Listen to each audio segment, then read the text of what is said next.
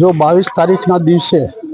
પહેલગામના અંદર जो આતંકવાદી હુમલો થયો છે, જે અહેવાનોએ માસૂમો પર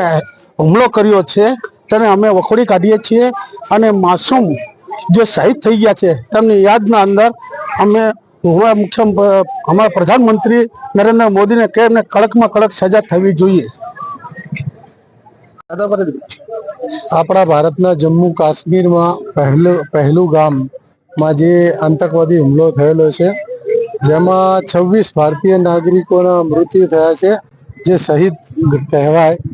અને જે આતંકવાદીઓ આ કૃત્ય કર્યું છે એને સરકાર કોઈ પણ ભોગે અને બક્ષે નહીં અને તાત્કાલિક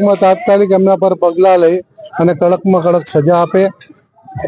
સાથે સાથે આજે માંડલ તમામ મુસ્લિમ સમાજ દ્વારા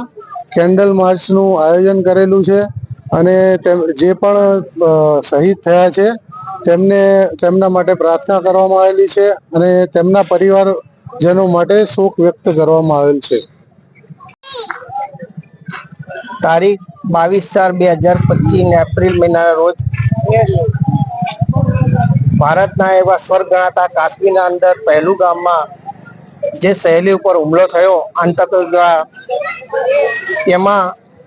26 જે લોકો સહેલીઓના મૃત્યુ થયા છે એ ખરેખર દુઃખ બાબત છે। અને આ માટે અમે આજ રોજ માંડલ ગઢના ચોકમાં સમગ્ર મુસ્લિમ સમાજ મરનારને આત્માને શાંતિ મળે તે માટે અમે સૌ ભેગા મળી અને પ્રાર્થના અને બંદગી કરી છે અને જે લોકોએ આ કૃત્ય કર્યું છે એમને સખ્તમાં સખ્ત સજા મળે અને મરનારને આત્માને શાંતિ મળે એ માટે અમે 2 મિનિટ માટે પ્રાર્થના કરેલ છે।